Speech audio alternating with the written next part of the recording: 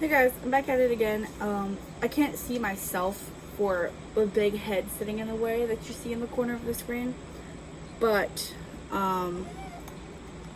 this is Ellie's point of view. I'm gonna have to really get back to that. I'm gonna try to not make it as long as Nicole's was. That was a complete accident, and I apologize. So let's jump into Ellie's.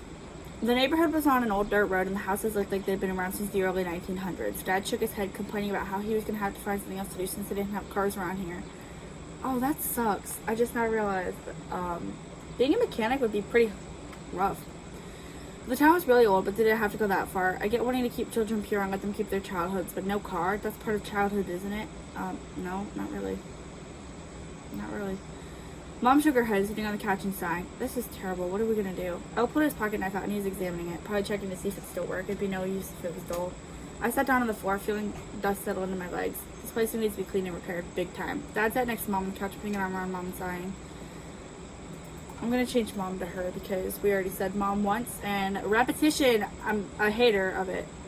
I'm now a hater. I used to not be, but now I am. I'm gonna have to ask around to see if they have any places to fix these old buildings. I ain't trying to live in a house like this. It's damaged and kind of disgusting. Mom agrees, and Elle puts his knife away. Can I help, Dad? Dad nods. Any help would be appreciated. I wonder if anyone else is going to be working on their houses. I'm sure Ricky's gonna pull something together, but he's probably waiting on Starla to be released. We didn't mention the fact that Nick had disappeared. Nick wouldn't be able to go fix Nicole's house. They'd have to live with the creaky stairs and practically moldy walls. Ew, that's really gross. Well, we should get to bed and go get some stuff tomorrow. I saw a little store on our way here. Maybe they got some goods we can use to make this place feel a little more like home. We separate, and I sit on the old bed. It was creaky too, and the bedspread was kind of ugly. I wondered how Nicole was doing. She lost her dad, and they said they believed him to be dead. Believed him to be doesn't mean he is, though. I hope they find him and bring him home. I lay down, staring at the strangely painted ceiling. I wonder who put these houses together. They're so old and ugly. Leave them alone. You are such a hater.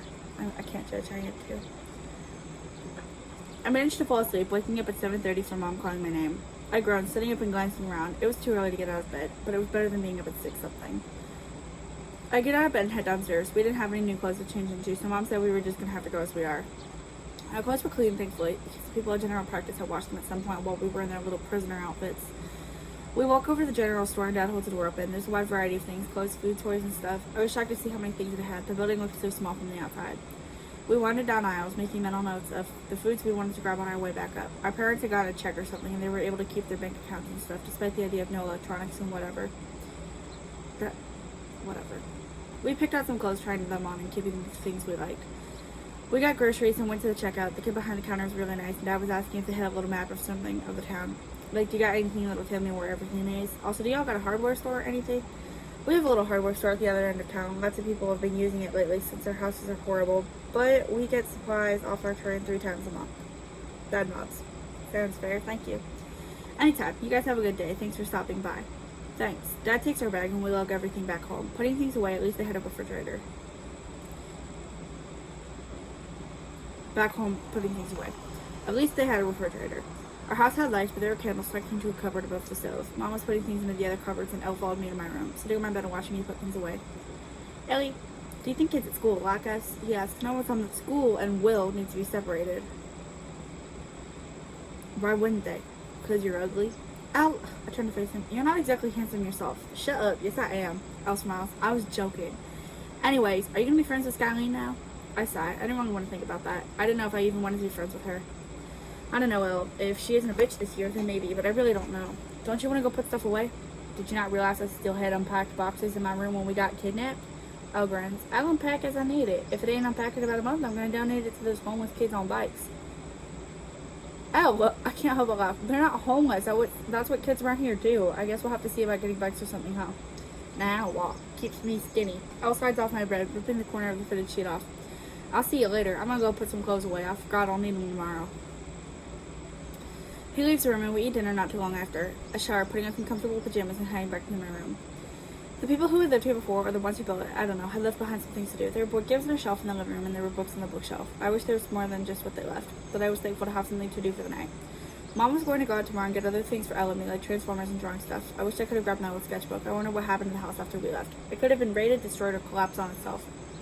Anything could have happened. I settled on a book reading before falling asleep. Actually, you know what? Come to think of it, I feel like as a survivor, I think your houses are pretty safe because who wants to risk getting the green flu raiding your house? In the morning, I was up at 7:30 again, getting ready to go to Armadillo Junior High. I went downstairs to see Ellen inhaling cereal. He grinned over at me through a mouthful, and I sat down and poured myself a bowl. So, while you guys are at school, I'm going to get some things for the house. Do you need anything specific? Mom asks, sitting down with us. We both say no when we get our backpacks and walk to school with the others. Skylar and Cobra are close to each other talking. I wondered if they thought about becoming friends with everyone since we had this unspoken debt to one another. You don't have any kind of debt whatsoever, but whatever. We part ways with Jackie, Raquel, Ellen, and Michelle. Soon enough, Raquel and Jackie would be in middle school. We walk inside, comparing schedules and walk into Mrs. Sabbath's classroom. I heard you don't get a new teacher. The same one gets you through your entire middle school. I don't know if it's true, though. Oh, it is. It is. Finally, we finally reached Mrs. Sabbath's classroom after Skyline declared that we are now all friends and we're going to put people in their places when need be. She opened the door and went in first. She was confident and she wasn't scared of being made fun of for her choice of clothing. We followed her and Mrs. Sabbath assigned our seats. You act like she's like goth or something. Like people aren't going to judge you for dressing casually. They judge people who dress differently, which isn't fair. It's not cool, but they don't judge people who dress normally. They judge people who, honestly, I think people just judge people who are comfortable in their own sense of style. Like, if you're goth or emo or whatever and you're comfortable with it, that's cool. Like, I feel like people just judge those who are, like, comfortable in their aesthetic and style. They don't judge anybody who just casually dresses, which is also kind of a style, but at the same time, I don't know. People are just too judgmental.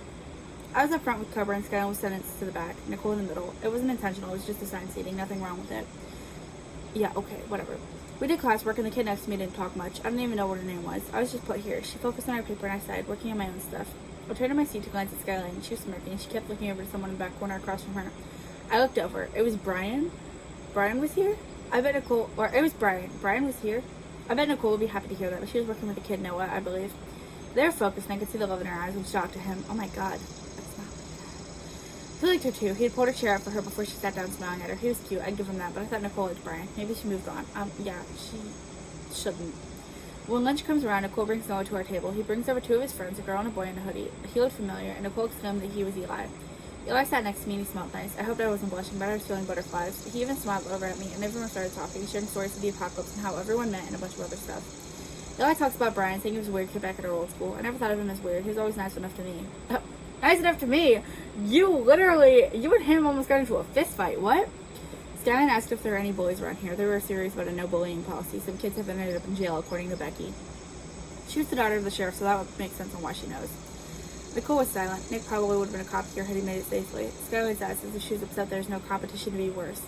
Do you have any Do you have any stuck-up and entitled assholes around here? She's looking for a fight, but she might not find it here. This was such a tight-knit community. Why would anyone hurt the other on purpose? Just Jessica Goodman. No one answers. Well, her parents give more money at church than other families, and she brags that she can afford to help people like us a lot.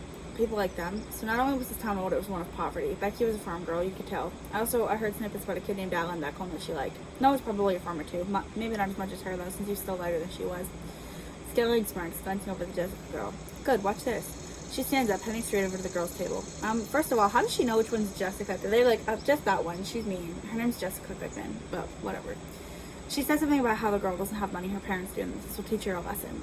I didn't know what this was until I saw Skyline grab a milk carton, open it, and pour it over the girl's head. The girl shrieked as milk ran down her face. Where are the teachers? The girl shrieks, "What have I done to you?" and stands up, wiping the milk away the best she can before sprinting out of the cafeteria, her friends following.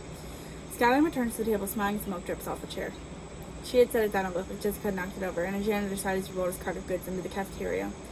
Well, I don't think she'll want to be better than anyone anymore. Skyline smiles, opening her own milk and drinking from it. We all share an awkward glance before laughing. Nicole smiles and Becky says, "Okay, I'll admit, that was kind of funny." I don't think Becky would approve of Skyline's preferred behavior, especially since her dad's the sheriff and all. When the lunch is over, we head back to class. Becky and Eli have a guy named Mr. Warner, so we won't see them unless it's lunch.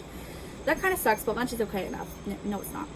Noah and Nicole are closer to each other by the end of the day, and I wonder if I would ever have a chance with Eli. I wanted to tell him I liked him, but I don't think he'd want me. He might even already have a girlfriend here. At the end of the day, we gather our siblings from the elementary school and walk home. Skyline brags about what she did at lunch, and Cobra smiled. I hoped it was a genuine one. We couldn't afford to have a repeat of what happened before. Damn, okay. That's it for Elley. because I didn't yap the whole time. That's great. Next is Brian. I hope to see you there.